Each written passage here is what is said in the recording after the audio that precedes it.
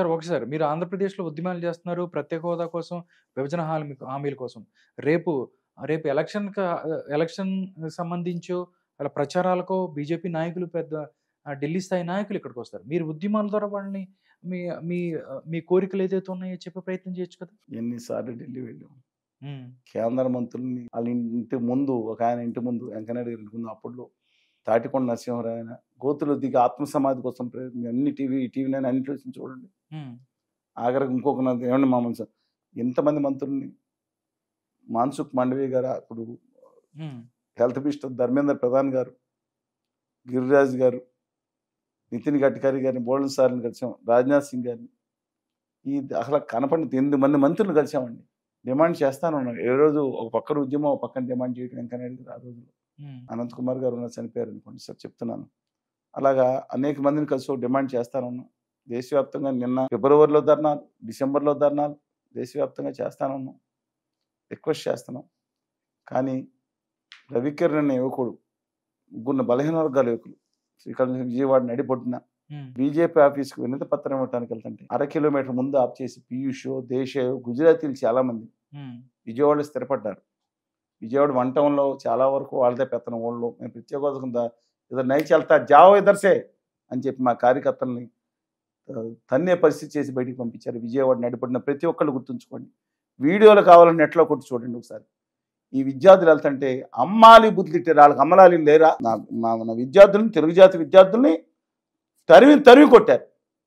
కొట్టి ప్రభుత్వానికి కంప్లైంట్ ఇచ్చి రక్తం ఓడుతున్న, గాయాలు ఓడుతున్న నా విద్యార్థుల్ని రోజు రిమాండ్కి పంపిస్తే నేను, రామకృష్ణ గారు, విష్ణు గారు అందరూ వెళ్ళి తీసుకొస్తే విడుదల చేస్తామని చెప్పి మేము మా ఉద్యమానికి చంద్రబాబు నేత చోటకి తప్పుడు 21 రోజులు రిమాండ్ పెట్టించారు.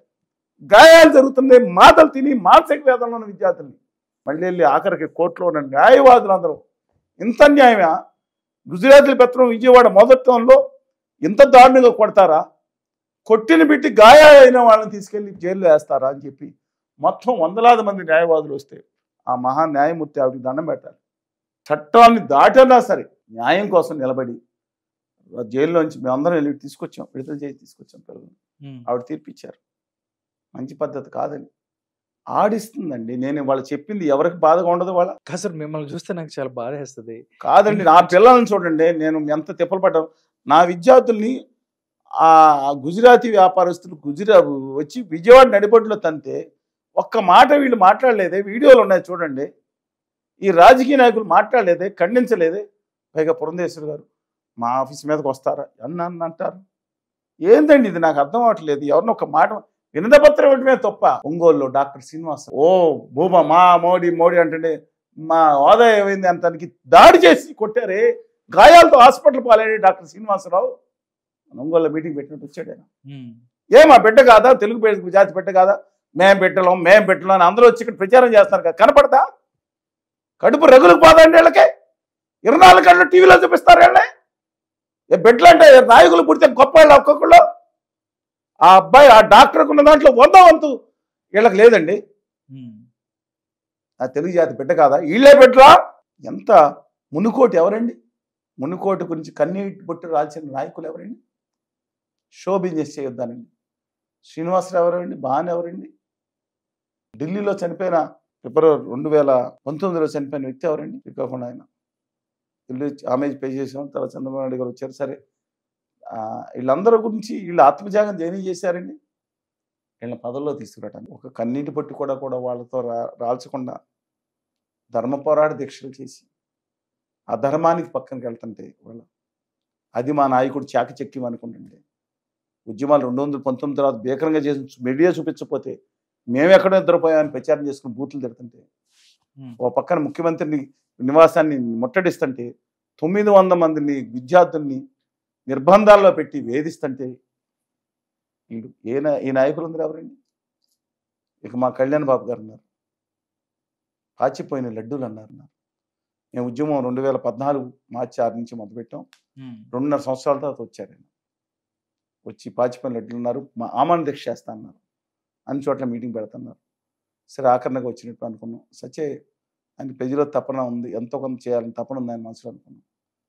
పాచిపోయిన లడ్డు అన్నారు, ఉత్తర భారతదేశం ఉన్నారు, లడేంగా అన్నారు, దేక్లో అన్నారు.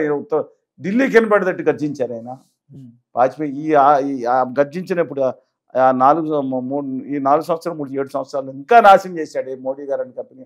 ఆంధ్రప్రదేశ్ ప్రతి బడ్జెట్లో ద్రోహం చేశారే. బుల్లెట్ ట్రైన్ కోసం ఇవ్వాల్సిన పని లేకపోయినా ఆ రాష్ట్రపతి 5,000 పెడతాయి, జపాన్ లోన్ అని పెట్టుకున్న 19,600 కోట్లు 23-24 బడ్జెట్లో పెట్టి ఆ రాష్ట్రం బొమ్మాయి నుంచి ఆ రాష్ట్రానికి వేసుకుంటే నా ఆంధ్రప్రదేశ్కి 8,000 కోట్లు, నా తెలంగాణకు 4,000 కోట్లు ఇచ్చినారే. ఎప్పుడు 10 ఏళ్ల కింద పెంచానని మాట్లాడుతున్నారే అని నిలదీసే మొగాడు ఆడ వీరురాలు ఏమైపోయారు నా రాష్ట్రంలో. శాస్త్రవేత్తలు కావాలి. ఎల్లాప్రగడ సుబ్బారావు లాంటి శాస్త్రవేత్త ఇంతకుముందు మనం మాట్లాడుకున్నాం. నాకు శాస్త్రవేత్తలు కావాలి. ఈ రుగ్మతలు ఎందుకు వచ్చినాయి వాళ్ళకి తెలియాలి. కర్నూలులో సింహాలే గర్జిస్తాయి, విశాఖపట్నంలో ఏనుగులై ఘేంకరిస్తాయి, అమరావతిలో పులులై గాండ్రిస్తాయి, ఢిల్లీ వెళ్ళి పిల్లుల్లాగా మ్యావ్ మ్యావ్ అంటాయి. ఈ జబ్బుకి మనం ఈ రోగానికి ఒక మందు కనుక్కో. అదే అల్లూరి సీతారామరాజు, కొమరం భీం, ఉయ్యాలవాడ, కన్నిగంటి వ్యాక్సిన్. ఆ వ్యాక్సిన్ కోసం ప్రయత్నం. ఇది 10 ఏళ్ల తర్వాత వీడియో ఉంటుందా? 100%. మనం ఉంటాం, మీరుంటారు, యూత్ స్టార్, మీరు ఎవరన్నా. ఇది ప్రతి యువత గుండెల్లో తెలుగు జాతి భాషనే కోల్పోతున్నాం. 13 కోట్ల మంది ఉన్న తెలుగు జాతి ఇవాళ అవమాన భారంతో తల ఉంచుకుంటుంది. కర్ణాటక నుంచి, తమిళనాడు నుంచి, మీకు తెలుసు 8 రాష్ట్రాలు ముఖ్యమంత్రులు చేసిన, మహారాష్ట్ర నుంచి అనేక రాష్ట్రాల నుంచి మంత్రులుగా ఉన్నారు. ఇవాళ పొజిషన్ ఒక్కడికి బిచ్చమట్టినట్టు అడిగి అప్గ్రేడ్ చేయించుకుని ఒక మంత్రి కిషన్ రెడ్డి గారి క్యాబినెట్ హోదా ఉంది. అప్పుడు అది కూడా లేదు. 3 సంవత్సరాలు తెలుగు వాడికి కేంద్ర క్యాబినెట్లో అడుగు పెట్టే అర్హత లేదు 2018 నుంచి 2021 వరకు 22 వరకు. నమ్మట్లేదు కదా. అనేక మంది పార్లమెంట్ సభ్యులు ఉన్నా సరే తెలుగు వాడికి ఈ దేశ క్యాబినెట్లో అడుగుపెట్టే అర్హత లేదు అన్ని సంవత్సరాలు. ఈ దేశంలో 2వ అతిపెద్ద భాష రాష్ట్రం దేశం ఏర్పడినప్పుడు తర్వాత ఇప్పుడు తగ్గినా సరే ఆయన ఏళ్ళేళ్ళు కొట్టుకుని వాళ్ళ పిల్లాళ్ళు, వీళ్ళ భార్యలు, వీళ్ళ గురించి కొట్టుకునే దౌర్భాగ్య స్థితికి దింపేశారు. మనలో మనం కొట్టుకుని ఇంకా మాట్లాడాలంటే పక్క రాష్ట్రంతో తెలంగాణ రాష్ట్రం, ఈ రాష్ట్రం, పక్క రాష్ట్రం ఆంధ్రప్రదేశ్ని నీటి తగాదాలు పెట్టి వదిలేశారు. ఆంధ్రప్రదేశ్లో కులాల మీద కొట్టుకుంటారు. ఇప్పుడు కొత్తగా మతాలు వచ్చింది. మతాలు తెలంగాణతో నీటి తగాదాలు పెట్టుకుంటున్నారు. తెలుగు జాతి కొట్టుకుని పోవాలా? వీళ్ళు ఉత్తర భారతీయులని తప్పేం కాదు, నా భారతీయులే, కానీ అహంకారం చూపించే వాళ్ళ మీద నాకు చెప్పండి ఏం చేయాలి రాదు సార్. రాజకీయ నాయకులు ఇంత దారుణంగా ఈ దేశంలో ఏ చరిత్ర ఏ రాష్ట్రంలో లేదండి ఇంత దౌర్భాగ్య స్థితి. You name A state for me, you name Maharashtra, you name Karnataka, you name Kerala, you name Tamil Nadu, forget about this, go to west Bengal, Himachal Pradesh, Rajasthan, even Gujarat, అన్ని చోట్ల ఏకపక్షంలో ఓట్లు పడలేదు ఉత్తర భారతీయ జనతా పార్టీకి. మనం ఎన్నికల్లో ఏది రాష్ట్రపతి ఎన్నికల్లో మిగతా చోట్ల ఆంధ్రప్రదేశ్లో మాత్రం 103% పడింది. 0.8% ఓటింగ్, 100 కంటే తక్కువ అన్ని సీట్లు. డిపాజిట్ల సంగతి ఏడు 100 కంటే తక్కువ వచ్చింది. పరిగెత్తుకుని వెళ్ళిపోయారు, పరిగెత్తుకుని 175 మంది ఓట్లు వేసేసిన సంస్కృతి కనీసం తన హక్కుల కోసం, భావితరాల హక్కుల కోసం, రాయలసీమ ఉత్తరాంధ్ర గురించి ఒక్క మాట మాట్లాడకుండా గొర్రెల సొంతలాగా వేసారా లేదా కడుక్కోండి. ఇంకా అవమాన భారంతో ఏంటండి మాట్లాడేది? పొద్దున్న సాయంత్రం టీవీ చర్చలో ఆ నాయకుడిని తిట్టుకుంటాం, ఈ నాయకుడిని తిట్టుకుంటాం, బూతులు తిట్టుకుంటాం, బూతుల మీద చర్చలు. ఏంటి రాధాకృష్ణ గారు ఇది నాది పెట్టుకోండి. 10 సంవత్సరాల తర్వాత నన్ను నేను చెప్పింది నిజమో కాదు. ఒక భాషను నశిస్తే జాతి అస్తిత్వం వచ్చింది. భాష ఆత్మగౌరవం చంపిస్తే ఆ భాషకి జాతి అస్తిత్వం మనకి ఆత్మగౌరవం చచ్చిపోతే ఆ జాతికి ఆత్మే చచ్చిపోతుంది. ఆత్మగౌరవం దేనికి అంటారు? హక్కులు లేవు, ఆత్మగౌరవం లేవు. పోనే ఢిల్లీ పాదాలతో పట్టుకున్నారు, విభజన హామీని తీసుకొచ్చారు, ఒక తరం బాగుపడుతుంది, విద్యార్థులందరూ వెళ్లాల్సిన పని లేదు. ఓకే, ఒప్పుకున్నాను. అది ఆత్మగౌరవం. వసుదేవుడు గాడిద పట్టుకున్నాడని సమయించుకుంటాం. వసుదేవుడు గాడిద పట్టుకున్నాడు అంటారు కదా, తప్పేం కాదు. బైబిల్లో కూడా తను తగ్గించుకున్నాడు, హెచ్చించబడిన రాసుకోండి, పర్వాలేదు. కానీ వీళ్ళు దేనికి పట్టుకుంటున్నారు? తెలుగు జాతి ఆత్మగౌరవం పోయే, హక్కులు పోయే, బూడిద మిగిలింది. ఆయన మట్టి కొట్టాడికి వచ్చి. ఆ నితిన్ గడ్కరీ గారు ప్రైమ్ మినిస్టర్ అన్నా బాగుండేది. నా బీజేపీ మీద వ్యతిరేకలేదు. శ్యామాప్రసాద్ ముఖర్జీ గారికి గొప్ప మనిషిని, తన జీవితాన్ని త్యాగం చేసి కాశ్మీర్ దీంట్లో ఉంటాను. హనుమాన్ సరిపెట్టి చాలా గొప్ప వ్యక్తులు ఉన్నారు. వాజ్పేయి గారు గొప్ప. బీజేపీ అంటే నాకు తెలియట్లేదు. ఈ గుమా వ్యాపారులు, గుజరాతీ వ్యాపారులు శాసిస్తున్న పార్టీ ఉంది కదా ఇప్పుడు, ఇది ఆర్ఎస్ఎస్ ప్రభావం కూడా కాదు. ఆర్ఎస్ఎస్ కొన్ని విధాల్లో ఖచ్చితంగా వ్యతిరేకిస్తాం, కానీ అది కొంత సేవాభావం ఉన్న సంస్థలు కూడా పాజిటివ్ కూడా తీసుకోవాలి దాంట్లో మనం. ఇది వాళ్ళు కాదు, గుమా వ్యాపారులు ఇస్తున్నారు. ఆంధ్రప్రదేశ్ సీట్లు రేపు ఆదాని గారు అండ్ కంపెనీ ఆ 12 మంది బోర్డ్ ఆఫ్ డైరెక్టర్స్ కూర్చొని నిర్ణయం తీసుకుంటారని అడుగుతున్నాను నేను. ఆంధ్రప్రదేశ్ సీట్లు ఎవరు ఇస్తున్నారో వాళ్ళు నిర్ణయం తీసుకుంటారు. ఆల్రెడీ ఒక ఎంపీ ఇచ్చేస్తారు కదా వాళ్ళకి, ఇంకా చాలా మంది ఉన్నారు కదా.